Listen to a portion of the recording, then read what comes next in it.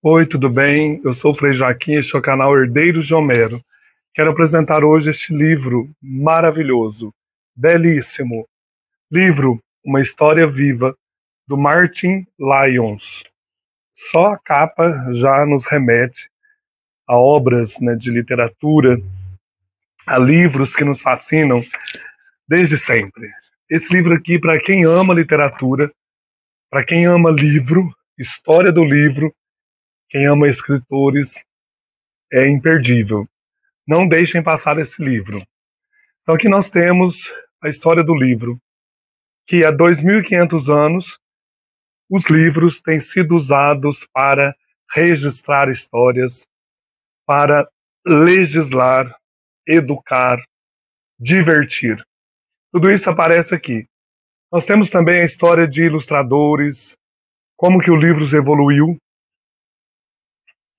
a influência do livro no mundo todo, culturas em torno do livro, religiões em torno do livro, até a emergência da Revolução Moderna com a era digital, os livros digitais. Entre as imagens aqui, o leitor vai encontrar obras interessantíssimas em papiro, em iluminuras, histórias da escrita nos diversos países do mundo, as revoluções tidas aí pela imprensa de Gutenberg e também de Aldo Manúcio, que eu não conhecia, que é um outro impressor importante da história, atlas da época das grandes navegações e explorações, cartilhas e livros infantis, romances de preços populares, livros antigos, como, por exemplo, Dom Quixote, até a história também de mangás, de livros baratos. É um banquete para os apaixonados por livros, assim como uma inspiração para aqueles que se empolgam com as tecnologias eletrônicas. Tudo isso aparece aqui dentro. Este livro celebra a eternidade e a magia dos livros. Nós temos aqui 220 ilustrações coloridas. Então, assim, é um livro impressionante. Olha o começo aqui, gente. Essa biblioteca particular, como que já transmite, a questão do aconchego, da alegria de ter livros. Então nós temos aqui dividido esse livro em capítulos, por exemplo. O primeiro capítulo vai falar dos mundos antigo e medieval. O livro na Mesopotâmia, na China antiga, a história do pergaminho, do papiro, do papel, a história do livro na Grécia antiga, depois a grande biblioteca de Alexandria, Roma antiga, os livros sanfonados japoneses, os contos de Genji, que é o primeiro romance aí conhecido da história, da Murasaki, Shikibu. Depois temos também textos budistas antigos, dos rolos aos códices, as bibliotecas monásticas, a vida de um escriba, depois livros históricos importantes como o livro de Kells, o livro de Horas, o Alcorão e o mundo islâmico, o livro hebraico. Eu tenho um outro livro aqui sobre livros chamado Escritos Notáveis. Lá também nós temos a história de alguns escritos importantes, como este livro de Kells. Que livro é esse, O livro das Horas. No segundo capítulo nós temos a nova cultura da imprensa, aí o surgimento de Gutenberg e sua Bíblia, como os impressores trabalhavam, tipógrafos conquistadores do mundo, o latim e os vernáculos, a Bíblia de Lutero, livros da Revolução Científica, os atlas e a cartografia. Então, os primeiros livros que surgem aí com a imprensa. A página impressa, então fala muito disso. O Aldo Manúcio, que é um impressor importante, e os clássicos. Elsevier e o Milagre Holandês, a imprensa na Holanda. A Bíblia Poliglota de Christophe Plantin, a Inquisição e o Índice de livros proibidos, os códices mesoamericanos, a história da impressão do Dom Quixote, livros sobre a arte de morrer, chamados em latim Ars Moriendi, livros sobre como morrer, tinham isso também. livros de emblemas. Tudo isso no capítulo 2. No capítulo 3, o iluminismo e as massas, a importância aí do alfabetismo no Ocidente, a evolução das oficinas de impressão, a censura na época do iluminismo, livros proibidos, a enciclopédia de Diderot d'Alembert, a arte do livro, o tipo romano versus o tipo gótico, a luta pelo Coupbraigt, o progresso do peregrino pelo mundo, que é aquele livro famoso do Bunyan, né? A história aí do peregrino, que é um livro importante também para a literatura religiosa inglesa, né? E depois mundial. Livretos artesanais, os almanaques, o Walter Scott, escritor importante aí da Escócia, que foi um dos primeiros best-sellers mundiais, e nas margens da Europa, né? A história do livro na Europa. É interessantíssimo esse capítulo 3. Capítulo 4, a figura do editor, a mecanização da imprensa, os ilustradores do século XIX, Gustave Doré e outros, o papel do editor, o Coupbraigt Royalties, a ascensão da livraria, bibliotecas circulantes de empréstimos, que existia isso muito no século XIX, o mundo dos irmãos Grimm, romances por mês, aqueles romances seriados, né? Os folhetins, os Lubik russos, que era um tipo de livro russo, estampas japonesas no mundo flutuante, a importância da literatura também no Japão, mestres da ficção de massa.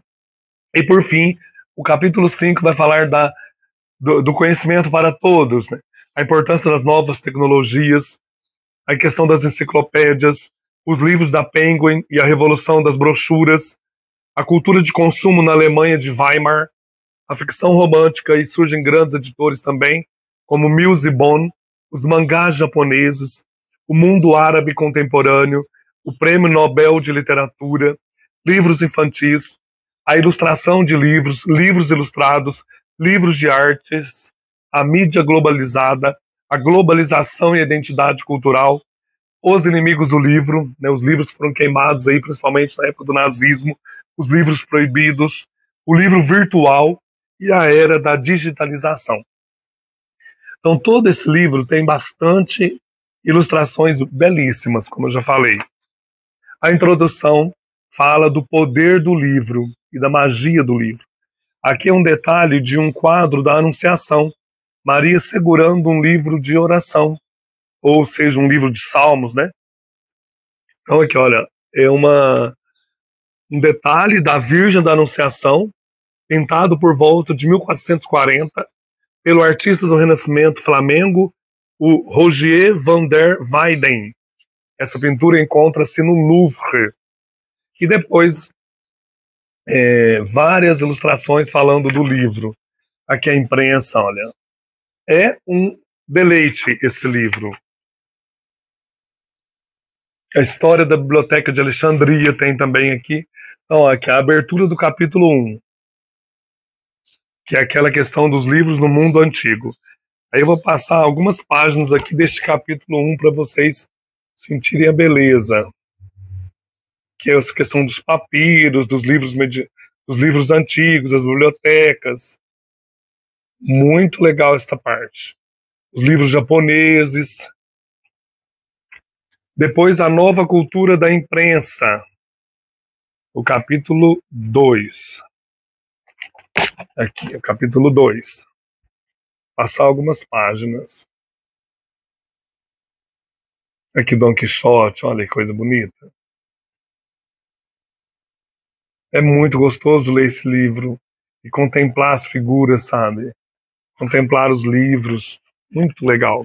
Capítulo 3, o iluminismo e as massas. Vou mostrar também um pouco aqui do capítulo 3.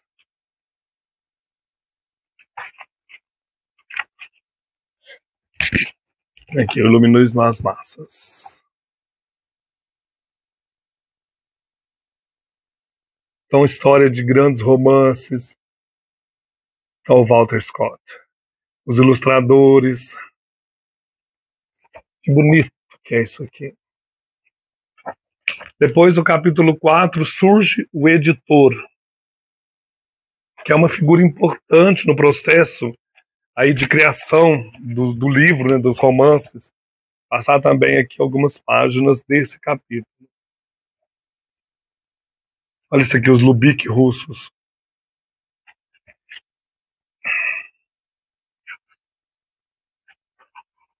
Tá mais difícil de passar aqui. Olha que bonito. Escolhi algumas páginas, né?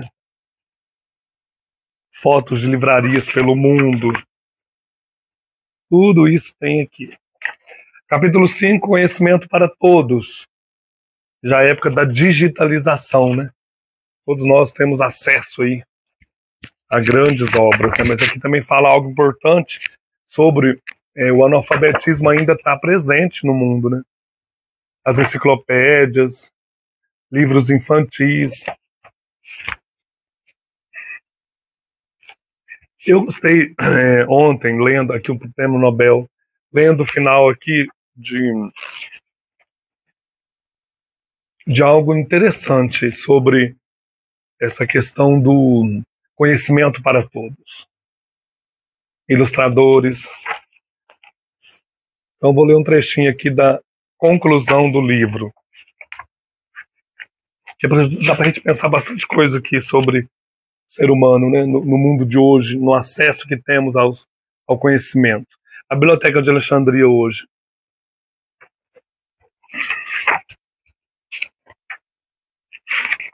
Ó. Quanto à cultura escrita, essa é a conclusão. De modo geral, ela está longe da extinção. Por mais que falem, né, os livros vão chegar a serem banidos, eles falam, não. Ainda bem, né, gente, porque nada substitui esse toque no livro, né, esse sentir o livro nas mãos. Os leitores do século XXI não estão necessariamente lendo apenas livros. Eles também consomem revistas, manuais manuais de faça você mesmo e uma profusão de conteúdo variado online. Os jovens, tantas vezes denegridos como não leitores, estão simplesmente lendo de uma maneira diferente de outras gerações. Eles navegam pela web, lendo um grande número de textos interconectados, em vez de narrativas individuais longas. Quando leem livros, muitas vezes escutam música ao mesmo tempo. Aí coloca uma jovem, né? Ao mesmo tempo que ela lê, ela está ouvindo música.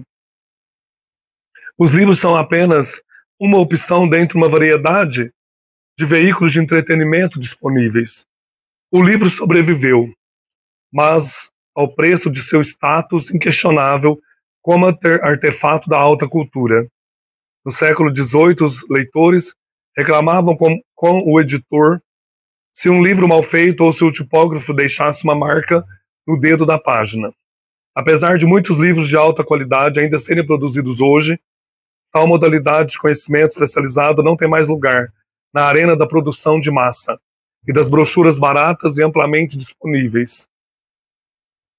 Uma expressão disso é que as pessoas são menos respeitosas quanto à integridade física dos livros como eram no passado.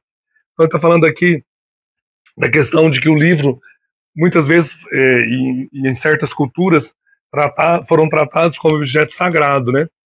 Aí tem a questão das religiões, tudo, mas falar, olha, eu não posso abrir o livro. Claro, a gente tem que respeitar.